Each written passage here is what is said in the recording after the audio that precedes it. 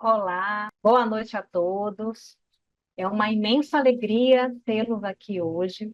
Eu- Nós que somos ativistas do combate ao tabagismo, eu sei que hoje deve ter sido um dia repleto de muitas atividades, mas eu também sei que nós, apaixonados por tabagismo, não perdemos a oportunidade de participar de um evento como esse, né, de estar com pessoas que cotidianamente tratam pacientes com tabagismo, que lidam com o tema de maneira diária, onde a gente pode trocar experiências, falar sobre assuntos atuais, fazer um bate-papo, não é?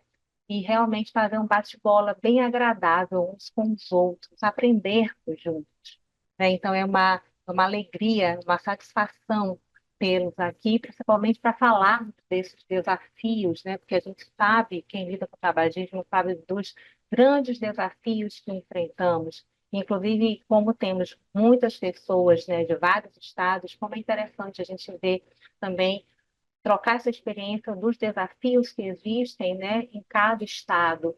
Né? Por isso que essa troca de experiência é tão rica, nos engrandece muito. Então, mais uma vez, muito obrigado, boa noite a todos. E agora eu vou aqui apresentar os meus nobres palestrantes, e que eu agradeço imensamente por aceitarem o convite de estarem conosco hoje à noite. Vou começar com as damas. Primeiro, a doutora Maristela Cestelo. A doutora Maristela Cestelo é pneumologista, professora adjunta da UNEB Ibaiana, pesquisadora em tabagismo e educação médica e é membro da Comissão de Tabagismo da SBPT. Seja muito bem-vinda, Maristela. Muito obrigada por estar conosco hoje.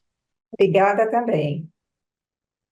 O Dr. Paulo Correia, atual coordenador da Comissão de Tabagismo, aliás, dos últimos dois biênios da SBPT, médico fundador da CTBR, expert em controle de tabagismo, certificado pela OPAS-OMS, coordenador docente do Education Against Tobacco no Brasil, com fellowship em advocacy pela KDL, que é o CDC da Finlândia, e pelo Washington Institute.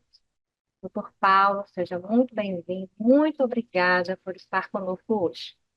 Suzy, muito obrigado, um prazer estar aqui, obrigado pelo convite, sempre um prazer. O doutor Ciro Kirchstein, pneumologista, professor da Unisa, professor aposentado da Unicef PPM, foi meu professor no ambulatório de DPUC da Unicef. Trabalhei com ele, tive a honra de trabalhar com ele na BP, na Beneficência Portuguesa em São Paulo. Ele me chamou para fazer parte da equipe dele logo que terminei a residência. Aprendi muito, professor, com o senhor. Muito obrigada. E ele é coordenador Programa de Controle de Tabagismo do Hospital Alemão Oswaldo Cruz, em São Paulo. Muito obrigada por ter aceito o nosso convite, Ciro. Muito obrigada por estar conosco hoje à noite. Eu que agradeço. Uma delícia estar aqui entre amigos e a gente poder discutir esse assunto. É, eu gostaria que a gente fizesse, né, um bate-papo, conversasse. Então, eu queria até falar uma coisa para vocês. Existe à direita aqui do share, esse Q&A, né, que é Question and Answers. Vocês podem mandar questões, comentários, coisas que vocês queiram, assim, que a gente possa discutir, né, ou até mesmo que queiram comentar ou dar o seu testemunho, experiências, né, porque eu quero que seja uma coisa muito bem prática, muito agradável, gostosa para todos nós, porque é assim que o mundo do tabagismo é, né? A gente tem essa ligação muito forte. E aí, para começar, como a gente vai falar hoje, a Maristela vai nos brindar com o tema do ano, do Dia Nacional de Combate ao Fumo, que é justamente os danos de tabagismo à gestação e ao bebê, né? E aí, a gente também vai falar um pouco do que está acontecendo em Brasília, né, das dificuldades encontradas no dia a dia. Então, eu vou começar aqui, eu vou compartilhar só para que para a gente entre aqui numa ordem.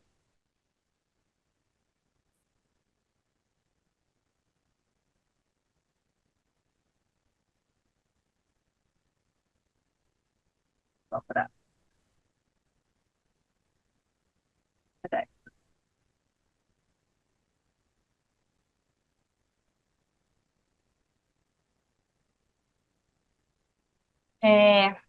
Vocês estão acompanhando, né? Nossos colegas estão acompanhando aí a novela da PL 5008 de 2023, né, que dispõe sobre a produção, importação, exportação, comercialização, controle, fiscalização e propaganda dos cigarros eletrônicos e outras providências, que é de autoria da senadora Soraya Tronic, do Podemos de Mato Grosso, né? E a votação desse PL aconteceria dia 20 de agosto, e não aconteceu muito devido a uma pressão muito grande de quase 80 entidades médicas que estavam, né, fazendo pressão, muitas em Brasília, inclusive a comissão de tabagismo, na presença do Paulo, estava lá, né? A votação foi adiada para o dia 3 de setembro, né, de maneira presencial. E a comissão de tabagismo, nesses últimos 4 anos, tem está muito presente lá em Brasília, em tudo isso, em todos esses trâmites que estão acontecendo, principalmente na figura do Paulo Correia, né? O Paulo, ele tem feito um trabalho excepcional, primoroso e inédito de advocacy em Brasília em relação à FPPP e à Comissão de Tabagismo. E o advocacy se mostra uma mola propulsora fundamental na luta contra o tabagismo no momento. E aí, eu queria, nesse momento, falar aqui com o Paulo, conversar um pouquinho com ele sobre até mesmo para que a gente pudesse familiarizar os nossos colegas que não têm, né, não estão familiarizados com o termo advocacy.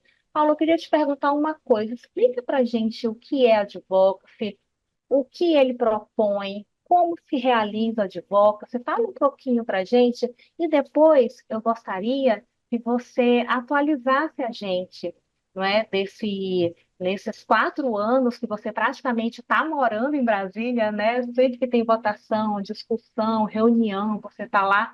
O que está acontecendo nesses 4 anos e qual a realidade, qual ponto a gente se encontra nesse momento? Pois não, Suzy, é uma discussão muito relevante e obrigado por ter proposto essa discussão, né? Eu acho que é muito interessante a gente, digamos assim, todos nós colocarmos todo mundo na mesma página, não é? Então, assim, muitas vezes a gente escuta muito, assim, advocacy, advocacy, advocacy, mas o que que é advocacy e, afinal de contas, como que se faz advocacy assim, né, conversar se advocacy é só glamour ou se é um trabalho árduo, né? Então, em termos de definição, como professor que sou, né, eu coloquei várias possibilidades de definição aqui.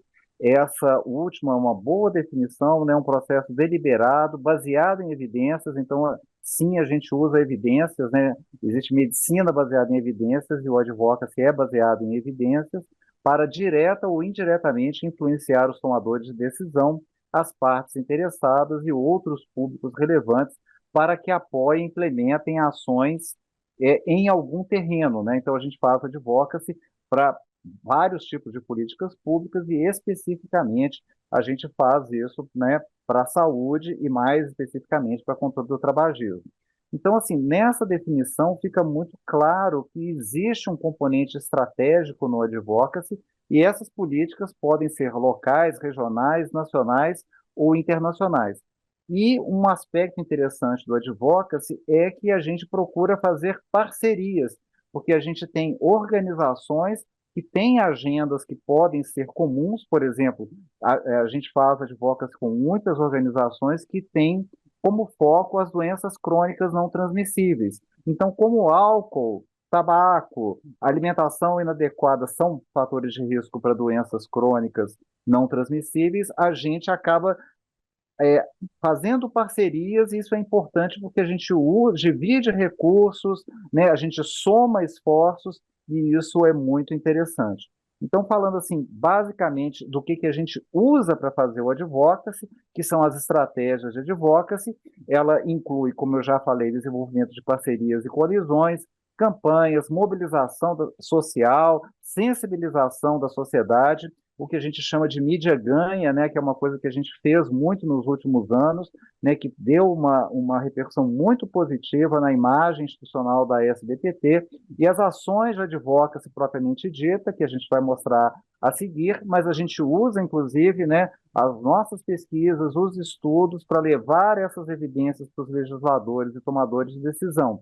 Então, aqui a gente está vendo, por exemplo, uma dessas intervenções, né, ações de advocacy. Então, por exemplo, isso a gente fez parceria, né, com a Aliança de Controle do Tabagismo e Promoção da Saúde, a ACT e diversas outras organizações em torno do imposto chamado Imposto do Pecado, né, assim, tentar taxar mais severamente produtos que fazem mal para a saúde individual ou para o meio ambiente.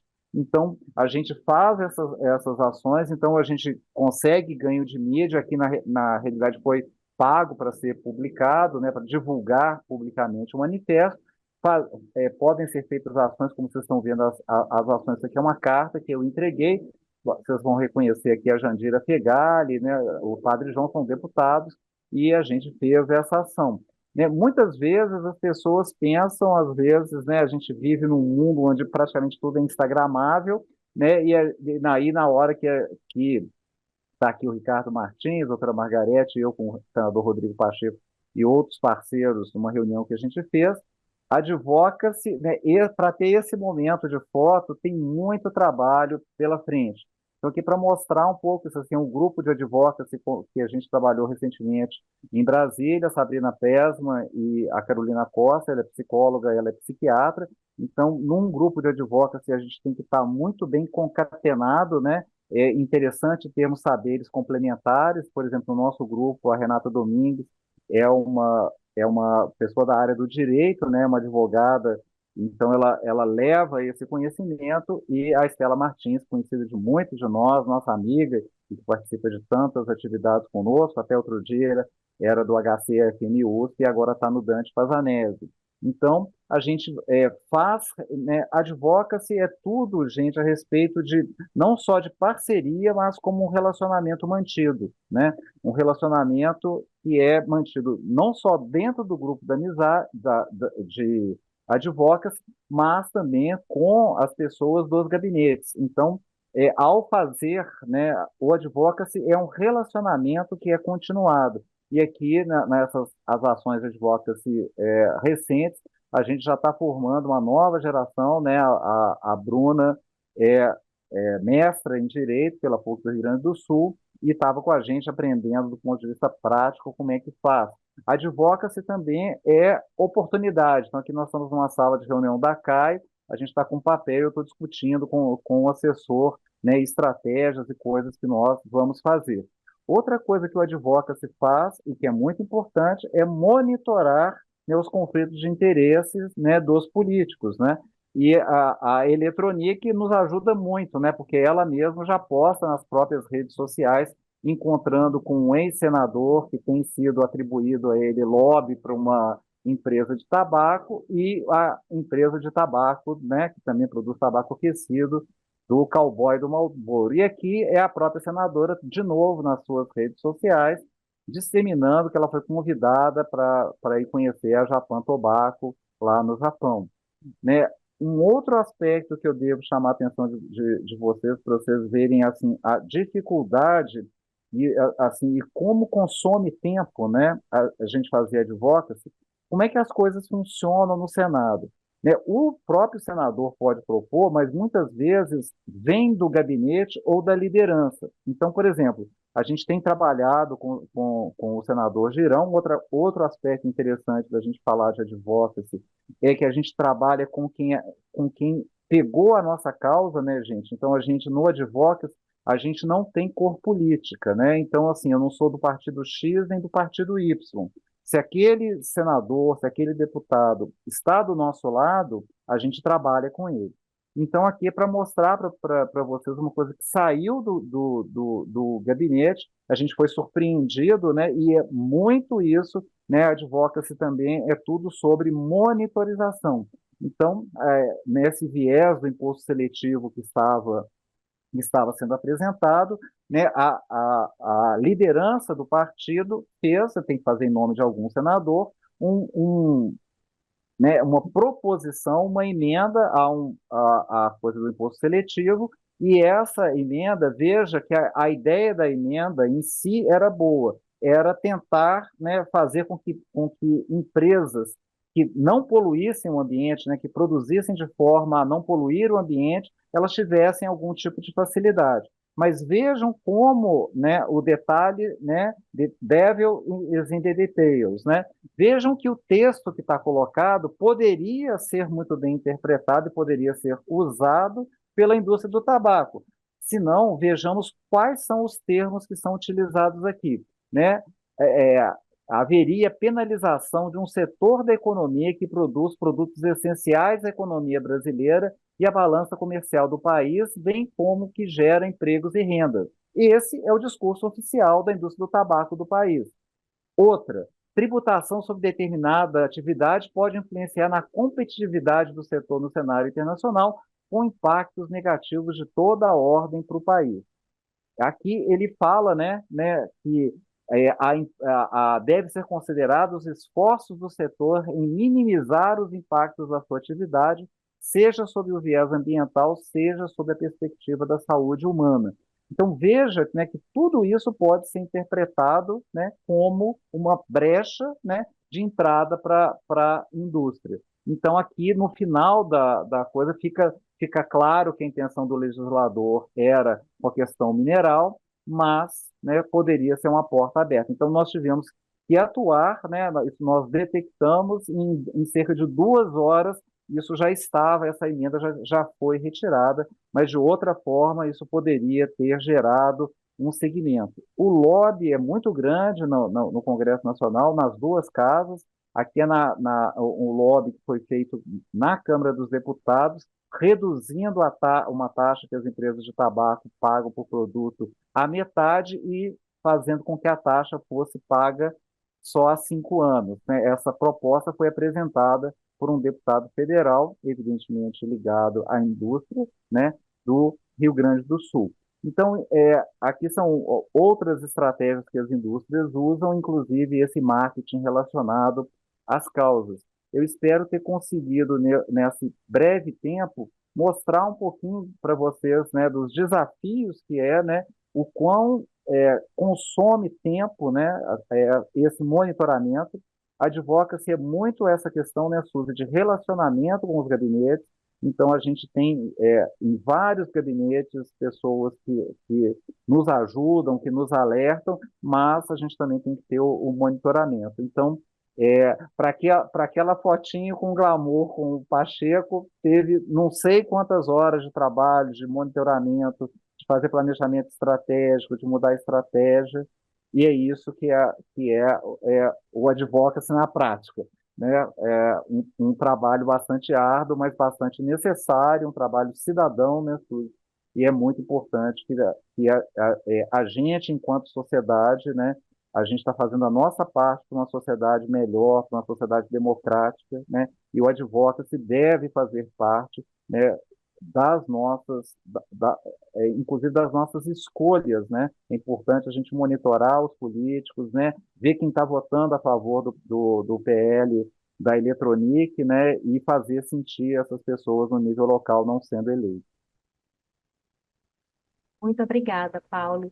E nessa última vez que você esteve em Brasília agora, dia 20 de agosto, né, que teve vota, não vota, vai, não vai, aquela confusão toda, o que foi que você sentiu dessa última vez em relação, né, à visão das pessoas? Porque logo ia ser votado, foi suspenso, depois desistiram, ia ser online, agora vai ser presencial. O que você acha que mudou nesses últimos tempos? É uma pergunta muito interessante, Suzy. Obrigado por fazê-la.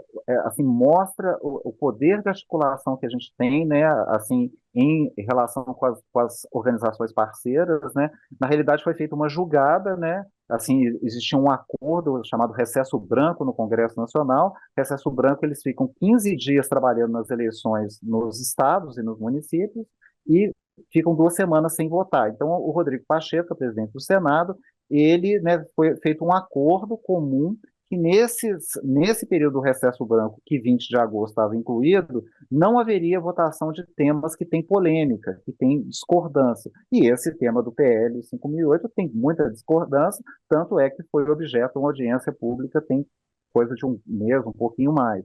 Né? Então, assim, isso mostra, né, que era uma jogada da indústria, né?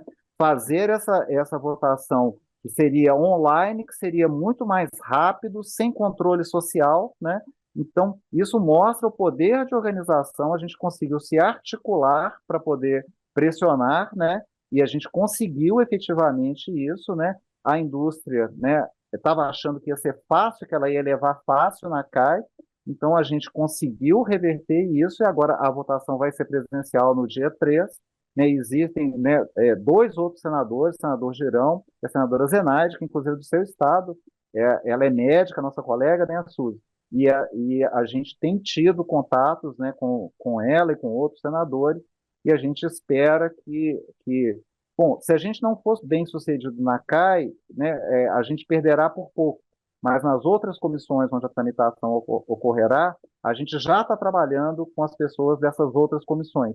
Então, a advocacy tem muito isso de planejamento estratégico, né? A gente trabalha na realidade que a gente tem, mas a gente também faz previsão de cenário, né? A gente modifica, né? E também, então, assim, um constante fluxo de informação, a gente troca informação, então tem vários parceiros que a gente troca informação, alinha, é um movimento contínuo, cidadão e muito importante. Com certeza, Paulo, muito obrigada, porque é um assunto que não é do nosso dia a dia, não é um trato do nosso cotidiano, mas você deixou leve, fácil de entender, né? E de como que funciona, né? E realmente não é fácil. Não é fácil, Haja é um desafio. articulação, né? E haja conversa, e até jogar fotinho, né? Como você falou, não é fácil. Muito obrigada, Paula. Achei que ficou muito claro, ficou muito leve, né? Para ser um assunto que, à primeira instância, pode parecer muito burocrático, pesado, mas foi fantástico para a gente entender. Muito obrigada. Obrigado, Suzy, obrigado por essa oportunidade. Bom, eu vou agora seguir, né? Para que eu possa entrar nos outros temas, vou conversar um pouquinho aqui com vocês, para que a gente possa seguir adiante. A gente sabe que a Convenção Quadro ela é muito ampla, muito abrangente, prevê muita coisa, não é verdade? E é por isso que a OMS, né, a Organização Mundial de Saúde, criou um pacote de políticas efetivas de cessação do tabagismo, que se chama N-Power. Esse pacote foi assim para os governos dos países, né? Ó, a Convenção Quadro é muito ampla, vocês podem criar, né? Vocês podem lançar mão desse pacote de política efetiva aqui contra o tabagismo. Mas ele tem 6 pilares principais. Vocês devem seguir esses pilares. E aí, o que foi que aconteceu? O Brasil, em 2019, recebeu uma comenda da OMS, né? Inclusive, foi o segundo país a receber essa comenda, justamente por ser considerado um país de alto grau de implementação desse pacote da OMS, que é o N-Power, né? Inclusive, ele almeja que em 2025, 30% de fumantes, a gente tenha 30% a menos de fumantes no mundo. E o que é o M-Power? Cada letra inicial, né, de M-Power é justamente um pilar, né, um pilar do M-Power, né? Primeiro que é o M de Monitor Tobacco Use and Prevention Policies, né, prevenção do uso do tabaco, políticas públicas, né, prevenção do uso do tabaco, Protect People from Tobacco Smoke, né, proteger as pessoas da fumaça de cigarro, aí já entra também o tabagismo passivo, offer help to keep tobacco use, né? Oferecer ajuda, tratamento para as pessoas pararem de fumar. Warn, warn about the danger of tobacco, chamar atenção para os riscos do uso do tabaco. Enforce bans on tobacco, advertising, promotion and sponsorship. né? É, colocar proibições para que não seja feita propaganda, publicidade em cima do tabaco. Então, a gente sabe que a Soraya Electronic não conhece a Unipower, né, para liberar propaganda. E R de raise, né? Raise tax on tabaco, aumentar as taxas, né, os impostos em relação ao tabaco. Desculpa. Então, a gente vê aqui que nesse pacote da OMS, que é o M-Power, que é um pacote para a cessação, né, uma política de cessação do tabagismo, oferecer tratamento é um dos pilares dele, né? E o Brasil, mais uma vez, ganhou projeção mundial, global, quando ganhou essa comenda. Então, a gente não pode deixar essa peteca cair de forma alguma. E nos grupos, né, que a gente faz parte, não só entre nós na comissão, mas fazemos parte de muitos grupos de discussão, de estudo, enfim, né, e vários parceiros que nós temos, né, de trabalho, de pesquisa, né, a gente consegue ver a queixa constante da diminuição de oferta, né, nas farmácias de terapia de reposição de nicotina, principalmente no que diz questão ao adesivo, né? A Comissão de Tabagismo, ela realiza reuniões constantes com parceiros, não é, com outras sociedades médicas, com ONGs que são para tratamento de tabagismo. Inclusive, essa semana mesmo, nós realizamos uma reunião com o INCA, né? Nós escrevemos uma carta para a Conitec, justamente já vendo essa dificuldade em acesso a algumas medicações, para que houvesse incorporação de novas medicações, como, por exemplo, a vareniclina genérica e a ficina, né? E a gente precisa tomar cuidado porque, apesar de ter ganho essa comenda, a PNF, comparando de 2003 a 2019, e a de 2019, a gente teve uma queda na procura de pessoas que procuram tratamento para o tabagismo, para a cessação de tabagismo, né? Então, isso fica um alerta, né, para que a gente tenha aí mais políticas públicas inovadoras, não é? Treinando pessoas que realmente não sejam pessoas que fiquem fazendo rodízio, porque a gente sabe que, às vezes, no tabagismo há um treinamento de pessoas e o rodízio é muito grande, não é? A gente sabe da dificuldade do nosso país, porque é um país de dimensões continentais, às vezes de implementar, não é, burocraticamente algo que seja uniforme, mas a gente tem que tirar esse alerta que houve a diminuição da procura dos pacientes em relação à cessação de tabagismo como tratamento e a gente precisa ficar alerta, né?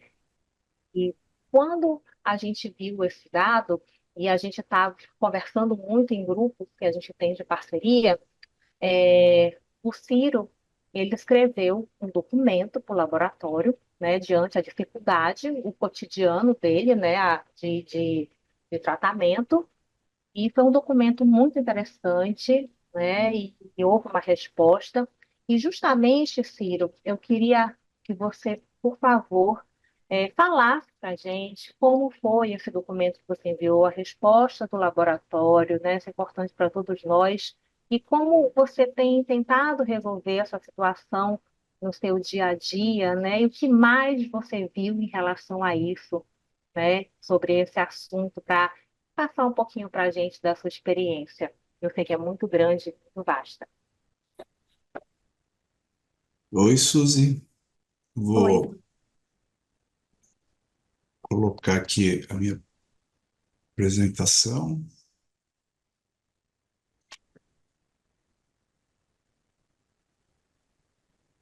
Vocês já estão vendo? Sim, só está pequena. Vou colocar no modo apresentação, por favor, Ciro. Não, está no modo apresentação. Às vezes dá isso no Zoom. Dá share de novo, vai dar certo.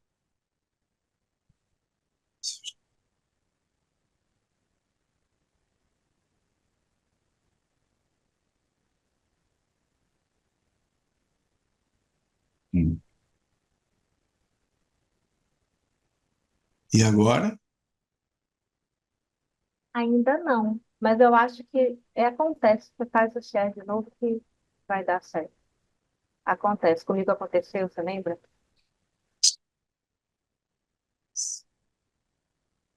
Share.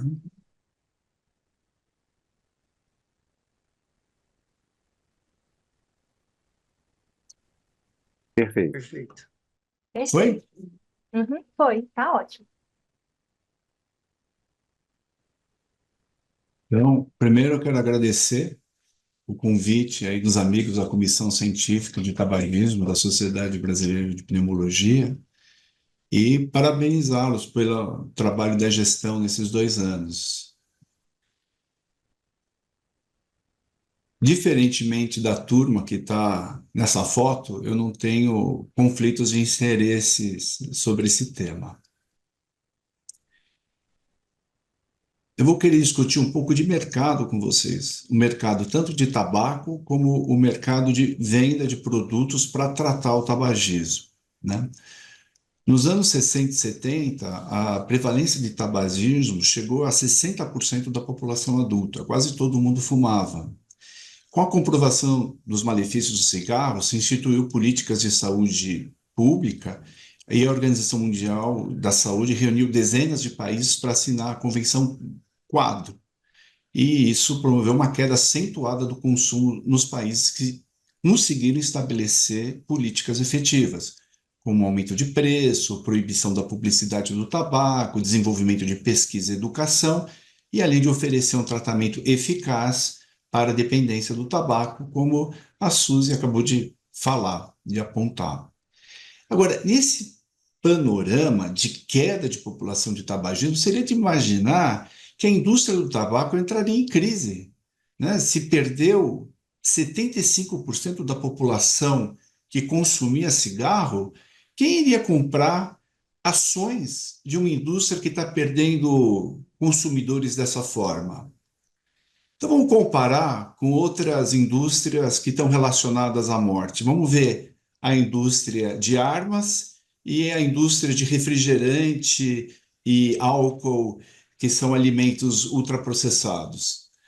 As ações da Taurus, elas estão oscilando, mas elas não se recuperaram depois de um tombo dos últimos 2 anos. A Ambev, ela teve assim uma oscilação de ciclos de altos e baixos. Nos últimos meses tem feito um ganho positivo, e as bets devem ser a maior opção lucrativa dos próximos anos. Bom, a Souza Cruz, ela mudou o seu nome, ela foi renomeada em 2020, hoje ela se chama British American Tobacco do Brasil. Ela não é uma bet, ela é BAT, a BAT do Brasil, e é quase tão lucrativa, talvez mais lucrativa do que várias bets. E as ações estão em ascensão. Então, vejam só, quem investiu R$ 1.000 há 5 anos na Souza Cruz, na BAT, teve um ganho bruto de 66%, para aproximadamente um ganho de 25% líquido. Ou seja, essa indústria tem uma esperteza que passa longe da nossa compreensão e da nossa capacidade de acompanhar e reagir aos movimentos dela.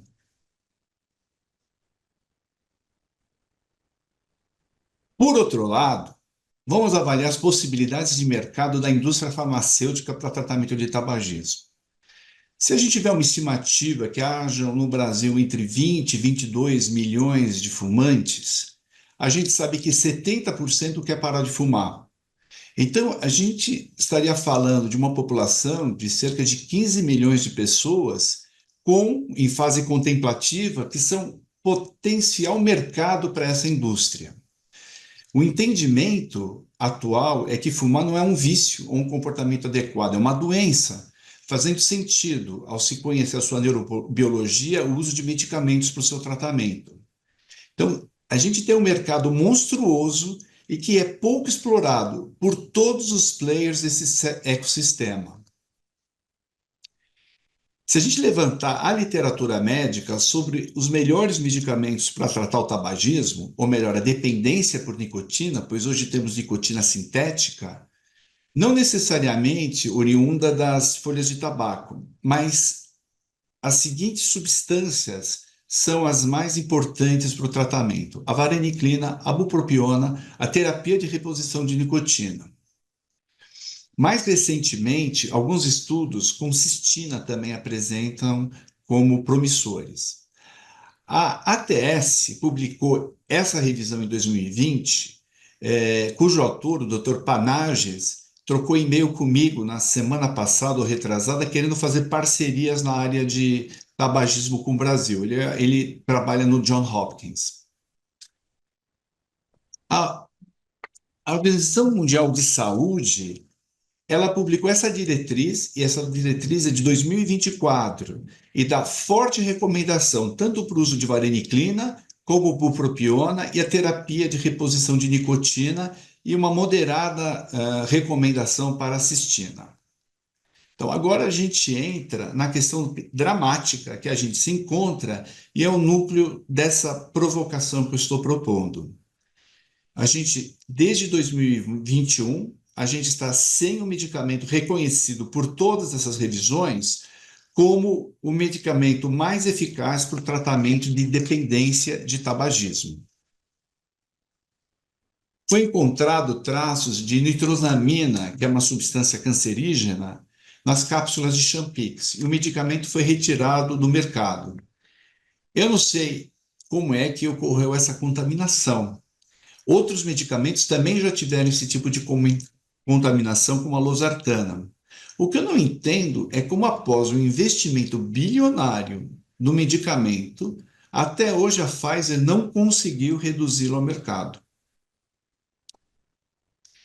Em 2024, a GSK reparou a linha OTC, que não precisa de receita médica, do Niquitin pastilha e do Niquitin adesivo para uma empresa parceira deles, a Kifa Farmacêutica. Eu não quero ser injusto, mas a impressão que tive é que desde que foi feita essa transmissão para a Kifa, o mercado ficou desabastecido desses outros dois medicamentos fundamentais para o tratamento de tabagismo, que é o adesivo e a pastilha de nicotina.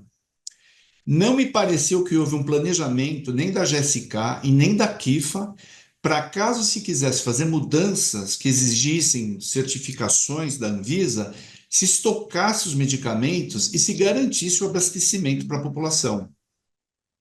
Foi aí que eu pensei em acionar o Ministério Público. Mas antes de acionar o Ministério Público, eu resolvi mandar uma carta para a Kifa. Eu destaquei a responsabilidade da empresa em fornecer medicamento crucial para a saúde pública, especialmente considerando que o tabagismo é responsável por um número significativo de mortes e incapacidades anuais no Brasil, e que seria imperativo que a empresa explicasse as razões para essa falta de fornecimento e se comprometesse publicamente a remediar essa situação.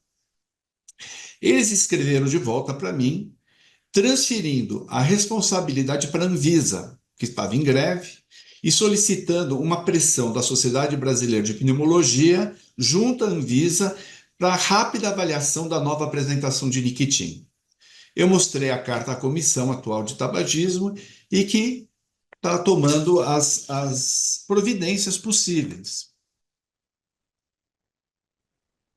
Agora, eu fico me perguntando, com tantas perdas para a indústria farmacêutica, de ganhos para elas, com medicamentos tão importantes e com um mercado tão grande, eu fico me perguntando quem é que ganha com essa situação.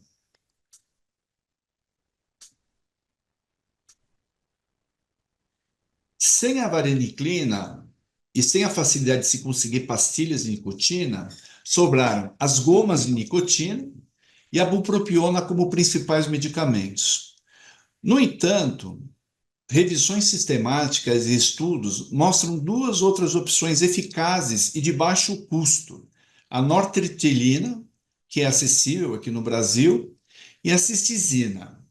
A cistizina, ela tem um mecanismo de ação muito parecido com a da vareniclina, é um agonista dos receptores nicotínicos. Em muitos países é vendido por um preço muito menor do que a vareniclina na linha OTC, ou é vendido como fitoterápico. A dose preconizada é de 1 miligrama 6 vezes por dia, ou nesses trabalhos aqui apresentados, na dose de 3 miligramas 3 vezes por dia, que é uma maneira mais fácil de prescrever. Em revisões sistemáticas, com 14 estudos com a cistisina, mostrou um risco relativo de 2,6 em sucesso, comparando-se com placebo no tratamento de tabagismo. A nortriptilina, ela também é apresentada nessas duas revisões sistemáticas como uma boa opção medicamentosa para tratar dependência por nicotina. Talvez um pouco menos eficaz do que a vareniclina e a bupropiona, mas dobrando a chance de sucesso em relação a placebo e podendo ser associada à terapia de reposição de nicotina. A dose de nortriptilina ela fica entre 75 a 100 miligramas por dia para se tratar. O artigo 196 da Constituição Federal ele é muito claro ao afirmar que a saúde é direito de todos e um dever do Estado.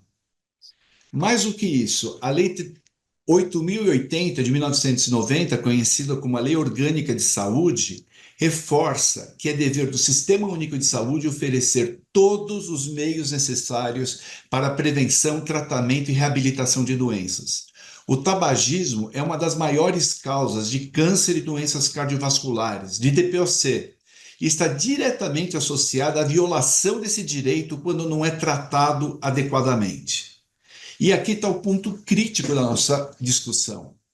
O que dizer quando a própria Anvisa e as indústrias farmacêuticas falham em garantir um fornecimento contínuo dos medicamentos que tratam o tabagismo, que é uma doença que mata 50% da população que é dependente de nicotina. Esse desabastecimento não é um mero descuido ou falha de mercado, é uma negligência que coloca em risco a saúde e a vida de milhões de brasileiros. Além disso, o Código de Defesa do Consumidor, em seu artigo 6º, assegura o direito básico à proteção da saúde, segurança e à prestação de serviços adequados. Quando o fornecimento de medicamentos é interrompido, estamos falando de uma violação clara desse direito. É hora de sermos incisivos. A falta de medicamentos para tratar tabagismo é um ataque direto ao direito à saúde e à vida dos brasileiros. Concluo dizendo que o desabastecimento de medicamentos para tratar o tabagismo é uma afronta à nossa Constituição, à dignidade humana e ao compromisso ético com a vida. A sociedade brasileira merece respeito e, acima de tudo, cumprimento das leis que protegem a sua saúde. Muito obrigado.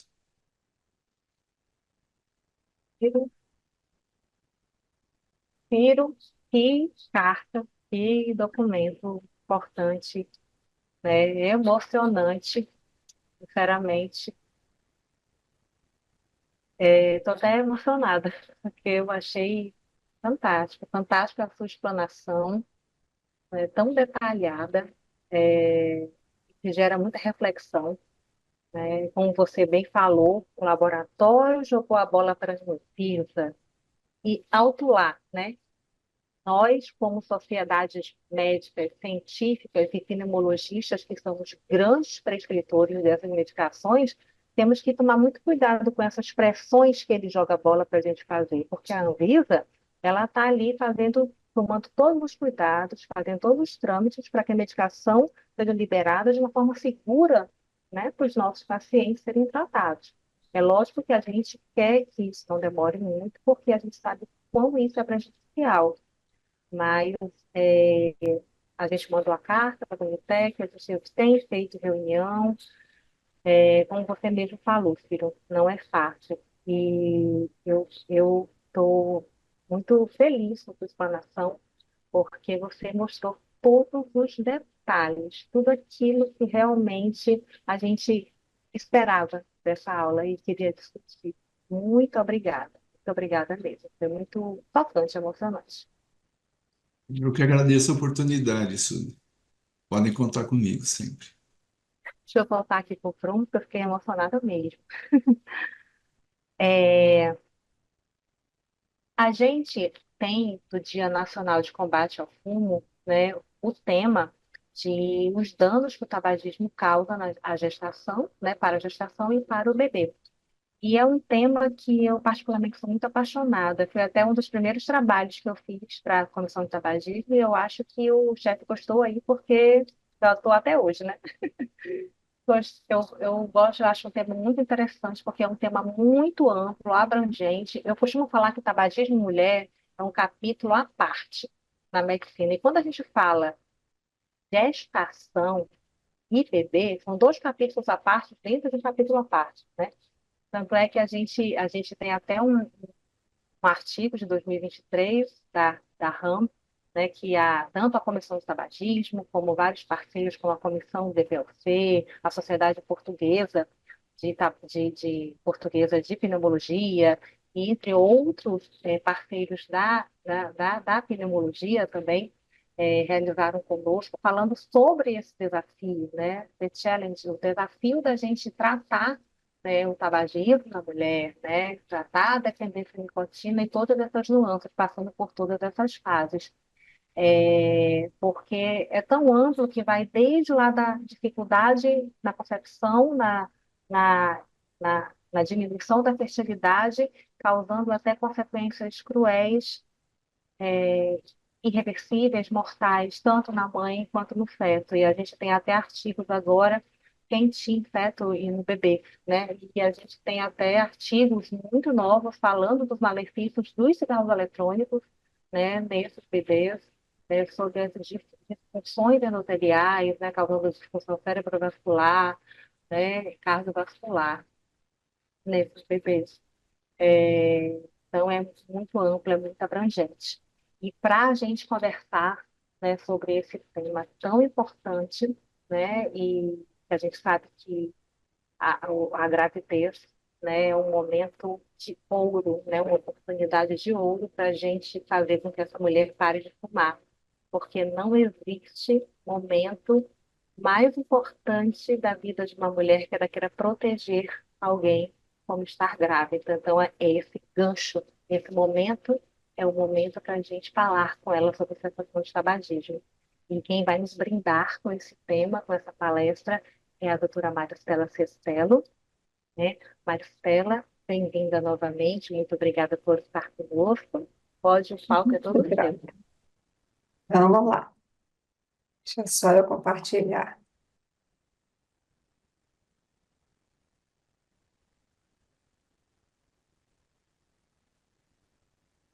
E aí, vocês estão vendo?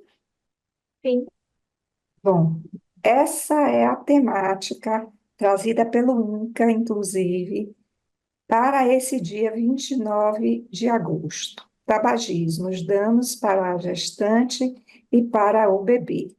Lembrando que hoje é o Dia Nacional de Combate ao Fumo. E trazer essa foto da mulher é muito importante. Se acredita que o tabagismo feminino até 2025 vai dobrar. A perspectiva do Vigitel é que a gente esteja em torno de 7%. Dobrar seria uma perda muito grande. Países desenvolvidos apresentam declínio do uso do tabaco, só que em desenvolvimento, nos países em desenvolvimento, há uma pequena diferença com o aumento de consumo entre jovens e garotas. Nos Estados Unidos, houve um crescente de consumo de tabaco e, em 2011, um decréscimo gradual em torno de 18%. Existem 250 milhões de mulheres não que são fumantes, e a maioria está em países desenvolvidos. A pesquisa Vigitel, como eu disse, ela traz uma frequência de fumantes de 9,3% no Brasil. 7,2% delas são mulheres. Então, sob uma leitura sociológica, três tendências preocupantes são a pauperização, a pobreza, a juvenilização, então cada vez mais jovem, e a feminização. Então, é o pobre, jovem e mulher que é o alvo da indústria fumageira para manter seus progressos, manter a sua, como é que eu posso dizer assim, seu lucro. Então, tudo isso, essa tendência em mulheres jovens é grave, porque aumenta a vulnerabilidade do feto, da criança após o parto e de adolescente em relação aos danos do fumo. Uma em cada três consumidores de tabaco é mulher, tanto nas Américas quanto na Europa. Hoje o desafio é aumentar, evitar o aumento do tabagismo entre mulheres. E esse vínculo das mulheres com o cigarro está relacionado à independência, estilo de vida, sofisticação e poder, coisas que as estratégias de marketing fazem muito bem ao proporcionar leituras, imagens, pequenos vídeos, entradas no Instagram, mostrando à mulher essa capacidade de ser.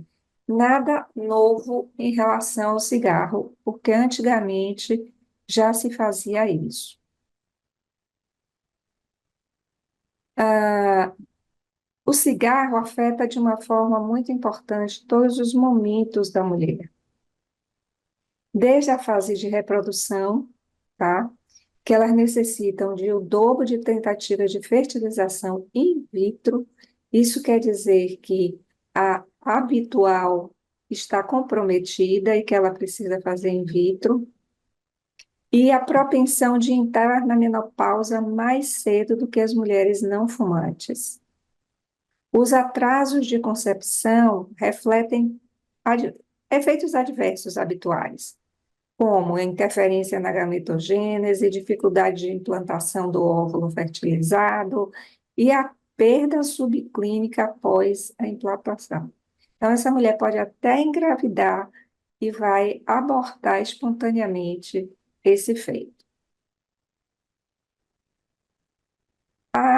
O tabagismo também tem sido associado a um aumento de gravidez ectópica, ruptura prematura de membrana, deslocamento ou placenta prévia, aborto espontâneo, natimorto e por aí vai. Além de anomalias congênitas como lábio leporino, defeitos septais cardíacos e malformações múltiplas. Isso, com certeza, contribui negativamente para a vida dessa criança e dessa mãe também. Por outro lado, a abstinência em qualquer fase da gravidez ou no período pós-natal melhora a saúde da família.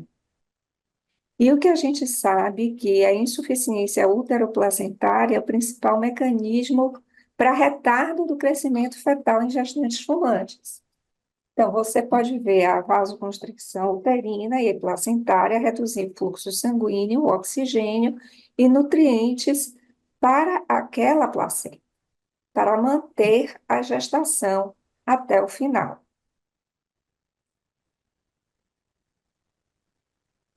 A gente sabe hoje que o fumo passivo também tem seus impactos para a gestante e para o feto.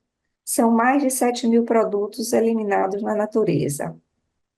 A exposição ao aerossol de segunda mão, ele apresenta efeitos nocivos para todo mundo. E isso vale do cigarro convencional ao cigarro eletrônico. As mulheres solteiras que permitem fumar em ambientes fechados são mais jovens e elas podem estar no início da gravidez. Essas mulheres estão em risco. Mulheres não fumantes expostas à corrente secundária aumentam o número de natimortos, má formação congênita e maior risco de interrupção da amamentação. Então, em resumo, Você tem desde a concepção, a dificuldade da concepção, o aborto prematuro.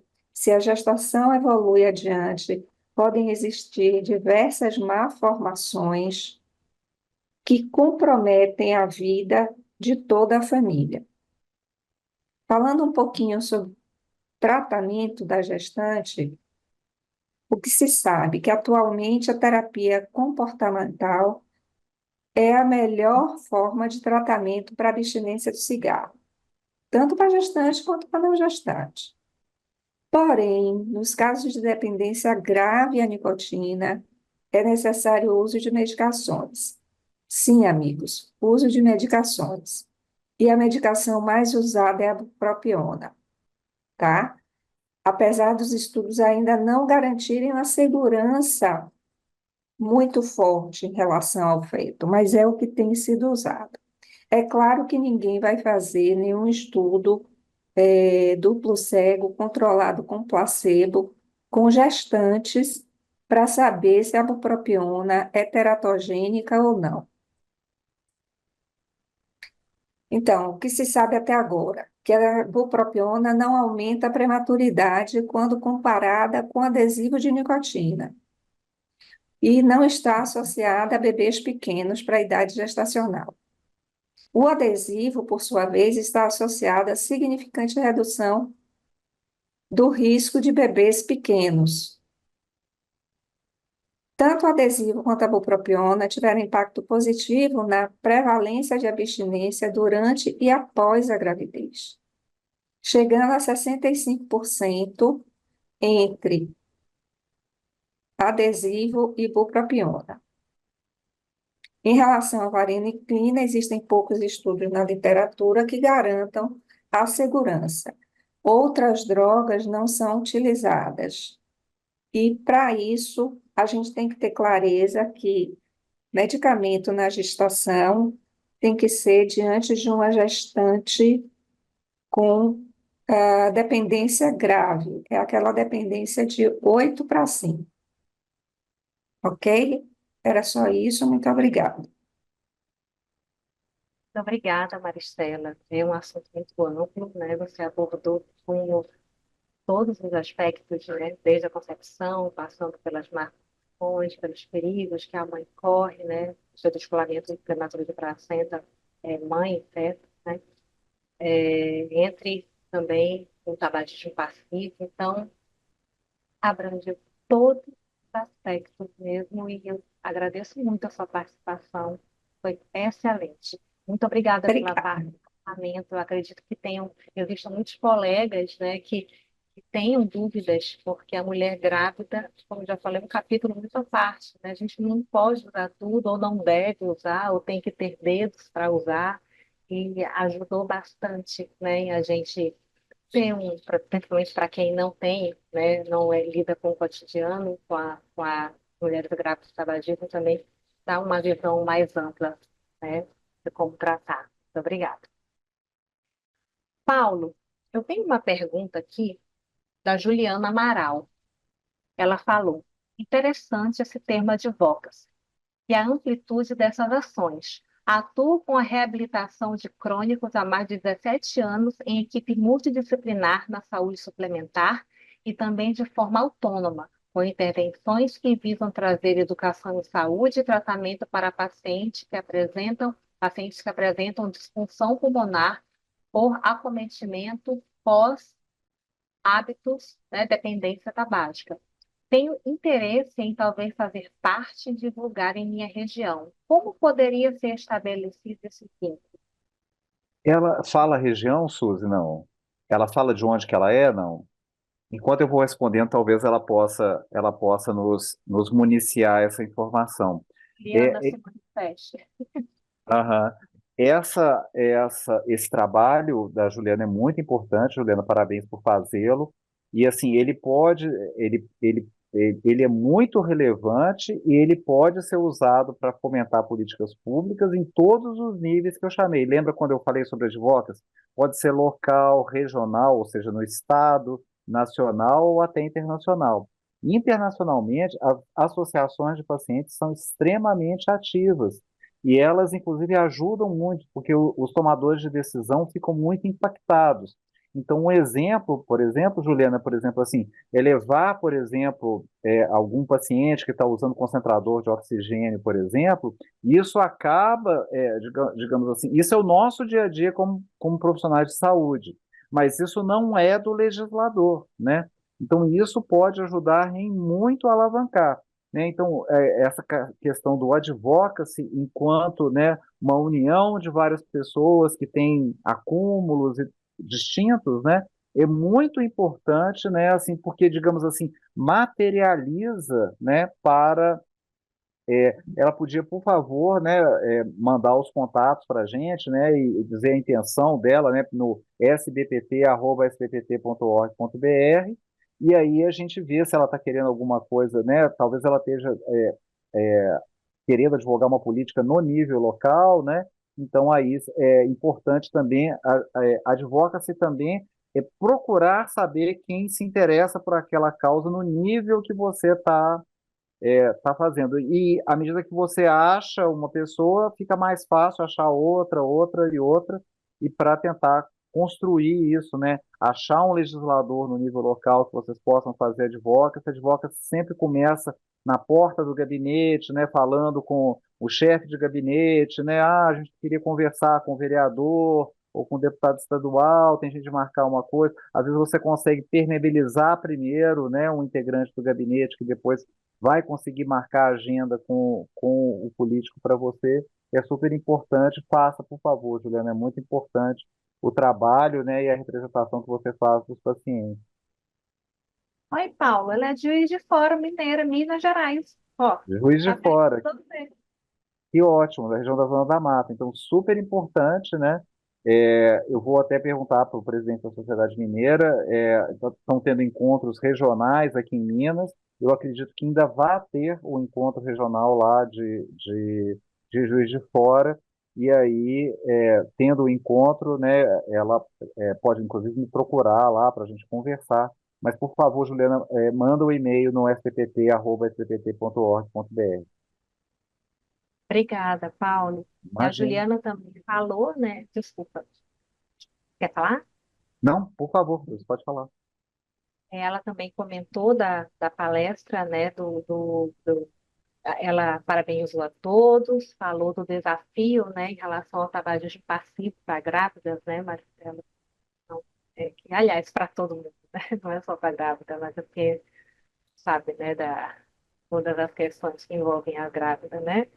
Todas as dificuldades, né? Muitas vezes, em relação a quem está em casa ou fora, né? Agora com o tabagismo eletrônico, então é complicado, né? O tabagismo passivo acontece à torta direita, sem culpa, em casa ou no trabalho. E a Josiane, nossa Josiane de Curitiba, oi, Josi, ela falou para todos os queridos palestrantes, vocês acham que tem dedo da indústria na falta de adesivo? Ou é pensar em teoria da conspiração? Obrigada e admiração sem fim por você. Acho que eu Legal, gente. sigo, né? Queria comentar depois do Ciro também, por favor. Ciro, por favor. Bom, a gente não pode fazer acusações sem provas aqui, que seria uma coisa leviana. O que a gente pode é levantar o nosso estranhamento e cobrar da indústria a responsabilidade dela, né? Hoje, medicamentos, eles entram como questões de segurança nacional, entendeu? Segurança de saúde, né? Então, as empresas hoje, elas são grandes holdings. Por exemplo, a Philip Morris é dona da Nabisco, que vende comida ultraprocessada e também tem dedo na indústria farmacêutica. Então, como essas organizações dividem as suas prioridades, pode ser que com isso fale, olha, nós vamos investir mais na Nabisco e vamos parar de produzir tanto remédio para tratar tabagismo, entendeu? Que faz parte deles. Isso eu não sei, mas é uma coisa que a gente pode questioná-lo se isso está acontecendo, né?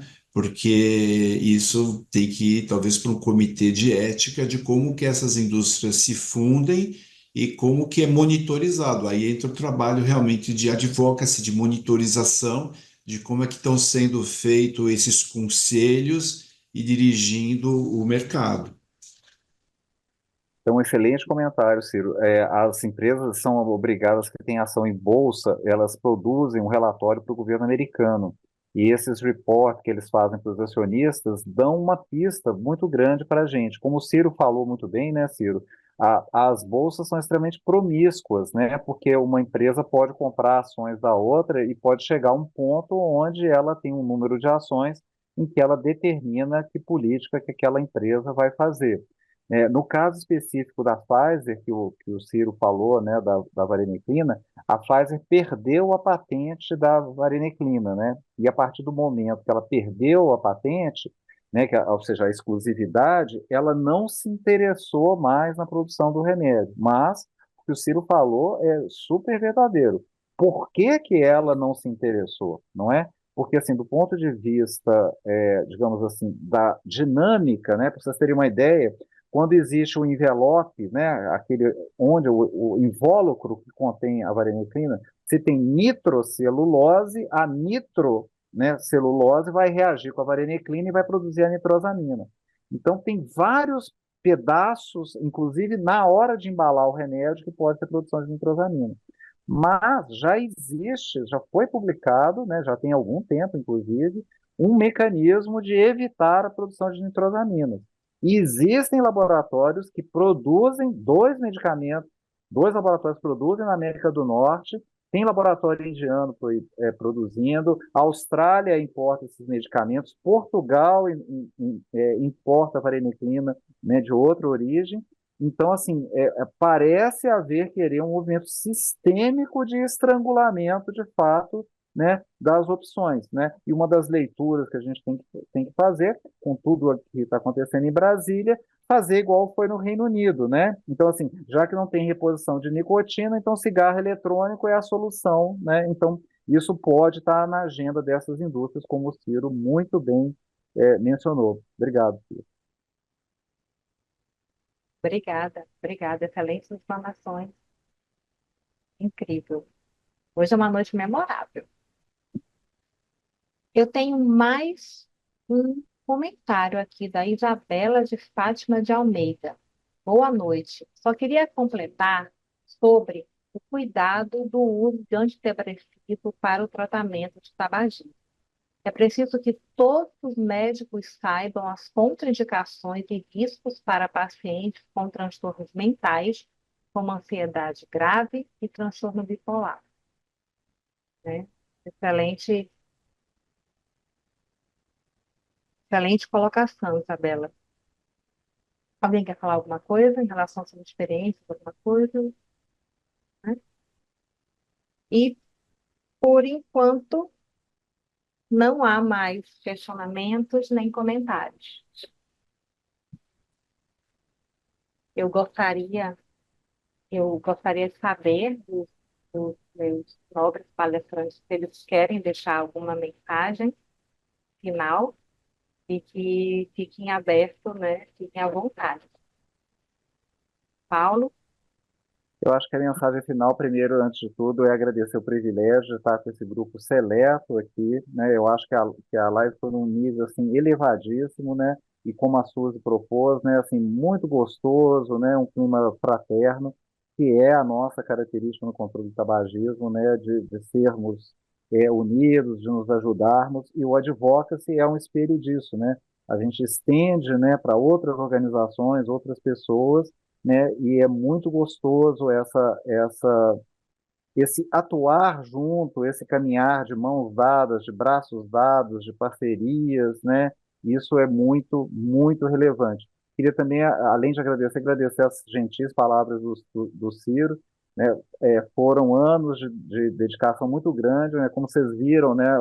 Um lado dos advocados que às vezes as pessoas não pensam, né? O tanto que isso consome de tempo, né? Por exemplo, hoje eu passei a tarde inteira entre telefonemas, mensagens, né? Mandando mensagens para parceiros, para políticos, recebendo informação, dividindo informação, né? Então, tudo isso, tudo, né, que a gente faz é para o bem comum, né?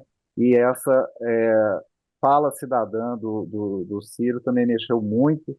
Eu acho que foi assim o ponto alto da nossa apresentação. Então, agradeço ao Ciro e parabenizo, assim como a todas as apresentações aqui que foram excelentes. E obrigado pela nossa host, é sensacional. Obrigado, Ciro. Obrigada, Paulo. Você sempre, com sua expertise, nos brinda, né, muita sabedoria e muita sabiência. Ciro?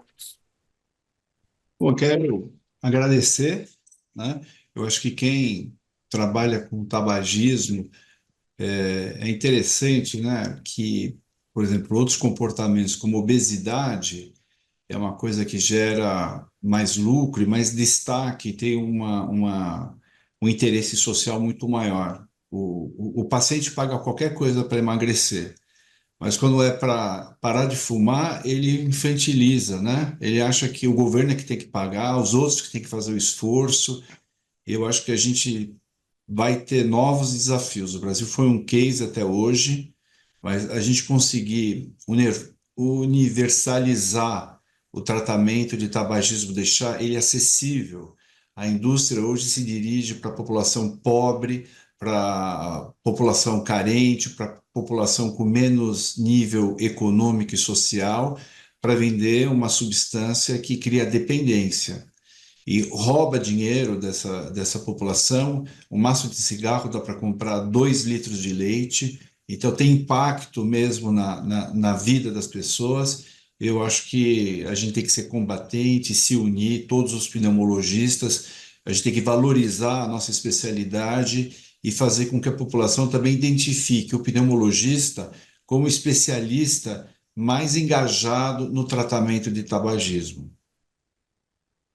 Eu acho que é outras fronteiras, por exemplo, os vapes, mas a maconha. Eu acho que em breve a Comissão de Tabagismo também tem que formar os pneumologistas para tratar o uso abusivo de maconha, porque hoje os jovens têm uma prevalência maior de consumo de maconha do que do próprio cigarro. Verdade. Ciro, suas palavras, como o Paulo já bem falou, foram belíssimas. Acho que tocou o coração de muita gente, porque quem trabalha com tabagismo é um ser, eu acho, muito diferenciado, porque muitas pessoas falam, né, são seres mais pacientes.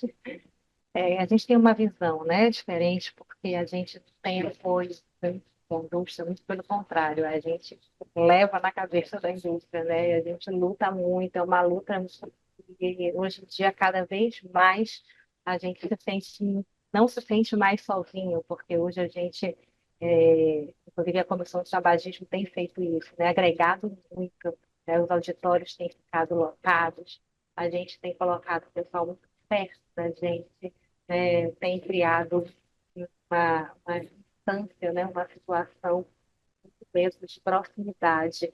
Então, suas palavras com certeza tocaram muita gente.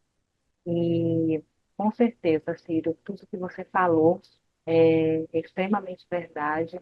A gente precisa, sim, né? O jovem tem consumido lá no grupo de tabagismo muita cannabis mesmo, e a gente, e às vezes é bem complicado, né? Porque ele já chega falando, tia, não faz mal, é ervinha. Aí a gente tem todo um processo a ser feito, né? Muito Uhum. obrigada, Maristela. Bom, primeiro eu gostaria de agradecer a oportunidade de estar aqui nesse grupo tão seleto, com essa coordenadora assim tão gentil com a gente, tá? E lembrar uma coisa que você comentou, que a gestação é um momento muito especial para a mulher.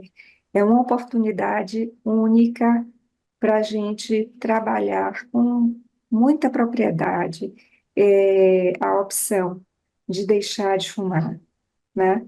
Lembrando que essa mulher também é uma mulher pobre, é uma mulher que está sendo seduzida por propaganda, é uma mulher que está vulnerável por diversos motivos. Então, vamos oportunizar aí esse períodozinho da gestação para fazer com que as coisas mudem, o cliquezinho mude e ela possa realmente se comprometer para deixar de fumar. Muito obrigada, Maristela, com a delicadeza que você colocou o tema, um tema tão importante, tão abrangente, com tantas coisas para serem discutidas, colocou com uma propriedade imensa. Muito obrigada. Eu vou pegar o gancho que você falou aqui para terminar. Pneumologistas, acolham o tabagismo como algo que seja de vocês. Nós, pneumologistas, nós precisamos encarar o tabagismo como médicos para sim serem procurados para tratamento, né? Não ficar passando a bola, passando a bola. A gente já tem tão pouco pneumologista no país, a gente tem que segurar o tabagismo. Sim, o pneumologista tem que saber tratar tabagismo, tem que saber o básico, né? É o que mais mata aí no mundo, é o que mais poderia ser evitado em termos de doença. Então, é inadmissível a gente ouvir colegas falando, eu não quero nem escutar sobre isso, né? E a gente sabe que tem. Então, assim, peguem o tabagismo, peguem para vocês, é importante. A gente precisa de mais colegas, muito mais colegas ao nosso lado, para lutar contra esse veneno, né? Essa dependência horrorosa chamada tabaco. Gente, eu quero agradecer imensamente, eu acho que já passamos aqui, estava tão bom que nós já respondemos todas as questões e também já falamos todos os comentários. Então, estava tão bom que até nem vi que passou da hora. Então, eu queria agradecer mais uma vez a todos que estiveram conosco hoje à noite, né? Foi uma noite deliciosa. Eu adorei estar com vocês, adorei estar com esses palestrantes excepcionais, com essa experiência incrível que cada um de vocês tem, que só fez somar. Eu aprendi muito com vocês hoje. Tenho certeza que a troca de experiências aqui foi muito rica e engrandeceu muito, né? Aí, Brasil afora, muitos dos nossos colegas pneumologistas. Muito obrigada, gente. Até a próxima, Deus quiser. Boa noite. Boa noite. Boa noite. Boa noite. Boa noite. Boa